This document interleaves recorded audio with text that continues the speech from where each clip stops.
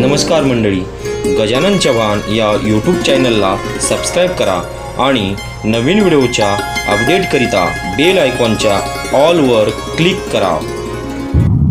नमस्कार मंडळी, तर पुन्हा एकदा आपल्या सर्वांचं हार्दिक स्वागत आहे एका नवीन व्हिडिओमध्ये गजानन चव्हाण या यूट्यूब चॅनलवरती।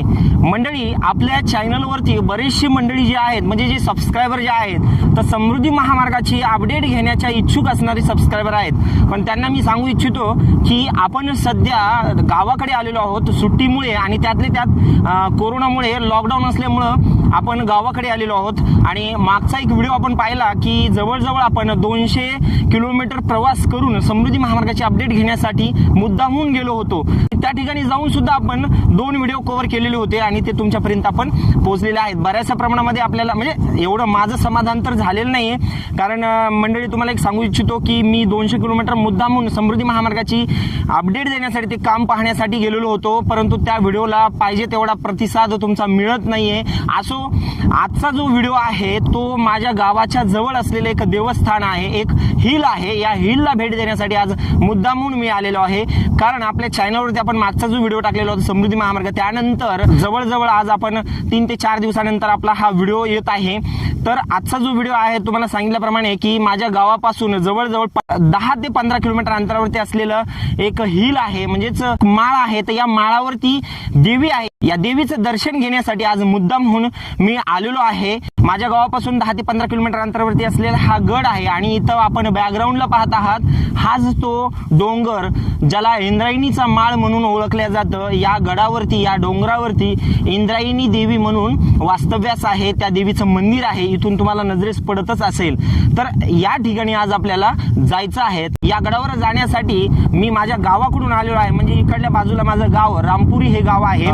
इकडल्या दिशेनं आल्यामुळं आपल्याला इथे एक बाजूला मारुतीचं मंदिर लागतं। ह्या मंदिरामध्ये आपण दर्शन घेऊन मारुतीचं आपण पुढं गडावरती जाऊया।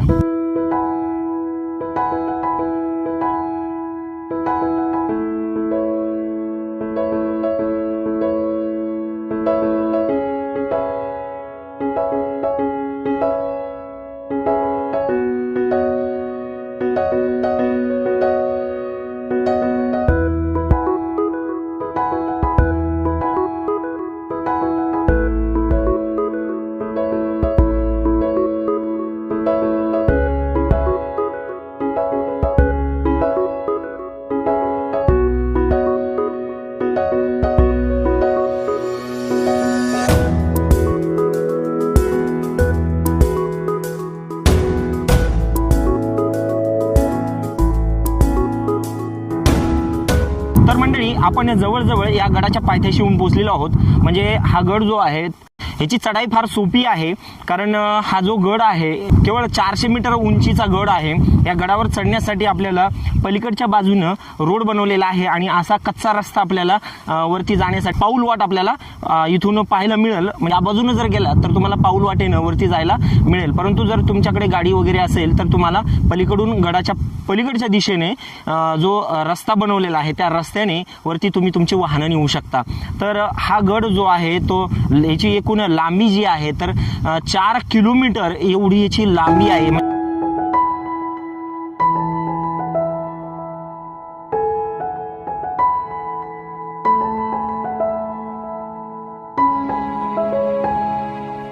तर मंडळी, थोडासा खडतर रस्ता पार करून आपण देवीच्या मंदिर परिसरामध्ये येऊन पोहोचलेलो आहोत। ही वरती पाहतो आहोत की ही जी आहे त्याला वेस म्हणू किंवा एक कमान म्हणूया, या मंदिराची सुरुवातीला पायऱ्यावरती असलेली, आणि आपण या दिशेनं गाडीवरतून आलेलो आहोत। इकडून येण्यासाठी परभणीवरून जे भाविक येत असतात तर त्यांच्यासाठीचा हा रस्ता आहे, आणि इथून खाली जे आपल्याला काही अंतरावरती ह्या पायऱ्या बनवलेल्या दिसत आहेत, या पायऱ्यानं सुद्धा बरेचसे भाविक गड चढून वरती येत असतात। अशा पद्धतीनं एकंदरीत आपण या गडावरती येऊन आता पोहोचलेलो आहोत। वरती जाऊया, देवीचं दर्शन घेऊया। त्या अगोदर इथून एक नजर जर टाकली तर तसं वरतूनही आपण पाहणारच आहोत। समोर जो दिसतोय नजरेमध्ये भरण्यासारखा हा विस्तीर्ण मुलूक आपल्याला इथून दिसत आहे, पहा। याच्यावरती पण एक नजर टाकूया। खूप सुंदर असा नजारा आपल्याला या ठिकाणाहून पाहायला मिळेल।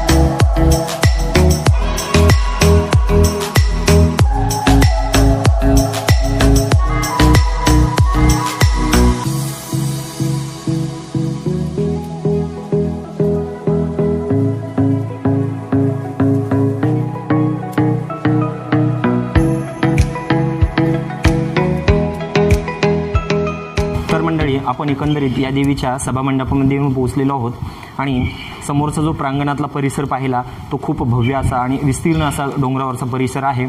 त्याचबरोबर हा छोटासा सभामंडप पाहायला मिळेल आणि समोर जे आहे देवीचं मुख्य जो गाभारा आहे, मंदिर आहे, ते आपल्याला समोर पाहायला मिळेल आणि आतमध्ये देवीची अशी सुंदर मूर्ती पण आपल्याला पाहायला मिळेल. तेव्हा आपण आतमध्ये जाऊया. जी पूजा विधी आहे ती आटपून आपण आजूबाजूचा परिसर पाहूया, देवीचं दर्शन घेऊया. मग सर्वांनी बोला एकदा, इंद्रायणी माता की जय.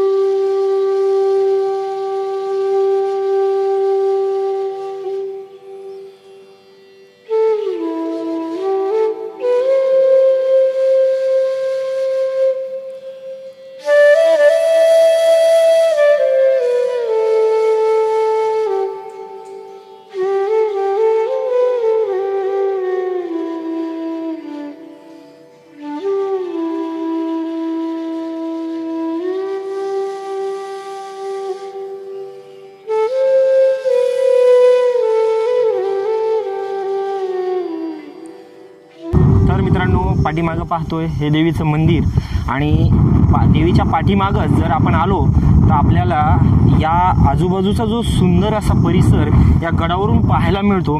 त्याचं दृश्य जर इथून नजर टाकली तर खूपच मनमोहक असं दृश्य आहे.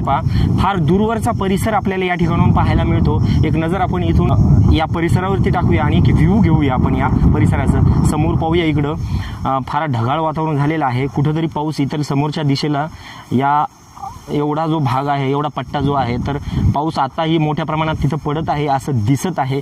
विजा चमकत आहेत, कडकडाट विजांचा होतोय आपल्याला दिसत आहे इथून.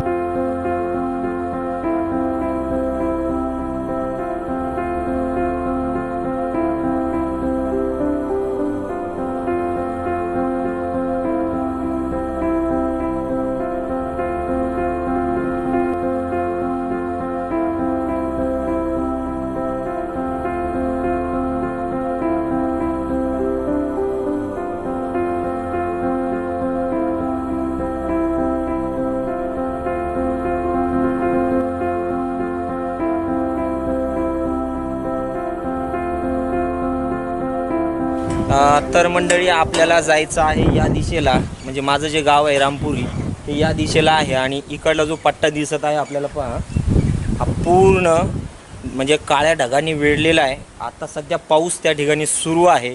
इकडं जर जायचं ठरलं तर मी पावसानं भिजणार आहे, परंतु आपल्याला इकडला भाग पाऊस उघडेपर्यंत इथंच वेट करावा लागणार आहे. त्यामुळे आपण इथं थांबूया काही वेळ. हा पूर्ण साफ होईपर्यंत आपण काही इथून निघणार नाही.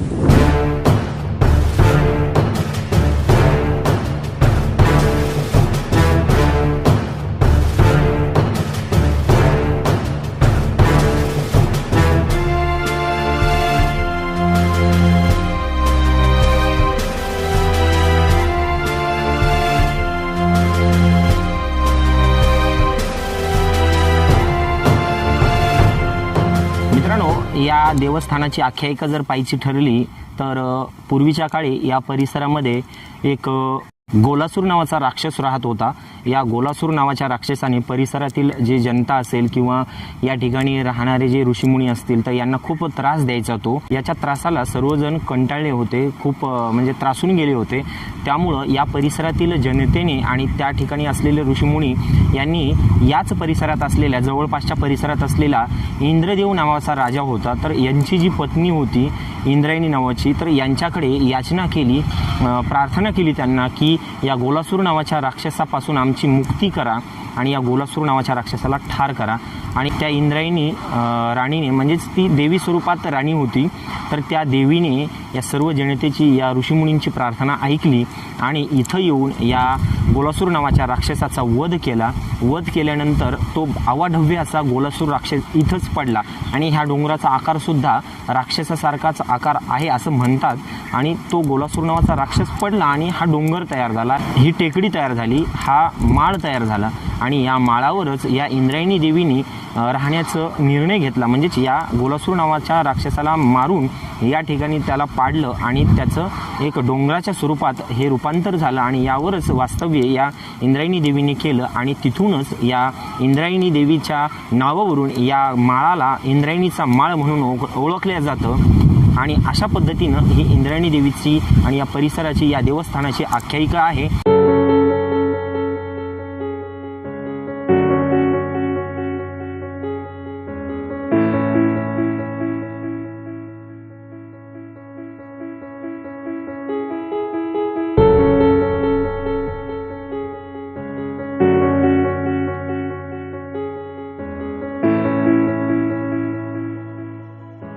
मित्रांनो, हे देवस्थान परभणी जिल्ह्यामध्ये लोरा भोसा नावाचे जे गाव आहेत, म्हणजेच परभणी जिल्ह्यापासून केवळ 20 ते 22 किलोमीटरच्या अंतरावरती हे देवस्थान आहे. लोरा भोसा या जवळच्या गावाच्या ठिकाणी, म्हणजेच भोसा या गावाच्या हद्दीमध्ये हे इंद्रायणी देवीचं हे देवस्थान आपल्याला पाहायला मिळेल. या गडाची उंची 400 मीटर, तर एकूण लांबी जी आहे तर जवळजवळ 4 किलोमीटर एवढी विस्तीर्ण असा हा गड पसरलेला आहे.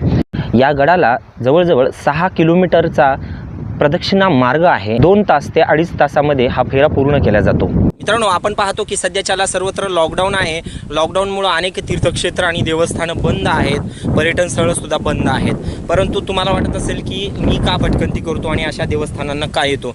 कारण मित्रांनो, आपण आपल्या देवस्थानांना म्हणजे आपल्या गावच्या तीर्थक्षेत्राला किंवा आपल्या गावातल्या मंदिराला जरी बंद असेल तरी देवाचं दर्शन सुद्धा घेऊ शकतो, एवढं तर मान्य आहे. त्यामुळंच माझ्याच गावाच्या हद्दीत असलेलं हे इंद्रायणी देवीचा माळ आणि अनेक भक्त या ठिकाणी देवीचं बाहेरून दर्शन घेतात. आपण तर पाहिलंच असेल की सध्या मंदिर बंद आहे, परंतु बाहेरून बरेचसे भक्त दर्शन घ्यायला येत असतात. तेव्हा हा परिसर तर पाहायला आपण येऊ शकतो, कारण आमच्या शेताच्या बाजूलाच म्हणायला हरकत नाही हे देवस्थान आहे. कारण जसं शेताला आलो तसंच आपण देवीच्या दर्शनाला पण आलो असंही समजून चला. मित्रांनो, आपण आता गड उतार झालेलो आहोत आणि आता या व्हिडिओमध्ये आपल्याला इथंच थांबायची वेळ झालेली आहे. कारण आता पाहतोय आपण की संपूर्ण ढगाळ वातावरण आहे. कधीही पाऊस जोराचा आणखीनही येऊ शकतो, कारण आपण गडावरती बरीचशी प्रतीक्षा केली पाऊस उघडण्याची. पाऊस उघडला आणि आता आपण परतीचा प्रवास करायला सुरुवात केलेली आहे. मित्रांनो, हा पाऊस जो आहे तो अवकाळी पाऊस म्हणून ओळखला जातो. त्यामुळे आजूबाजूला जो परिसर पाहतोय तो संपूर्ण ढगाळ वातावरणाचा दिसत आहे आपल्याला, पहा. आणि कधीही पाऊस येऊ शकतो. तेव्हा ह्या व्हिडिओला आपण इथंच संपवणार आहोत. तेव्हा मित्रांनो, हा व्हिडिओ तुम्हाला कसा वाटला? आवडला असेल तर एक लाईक जरूर करा.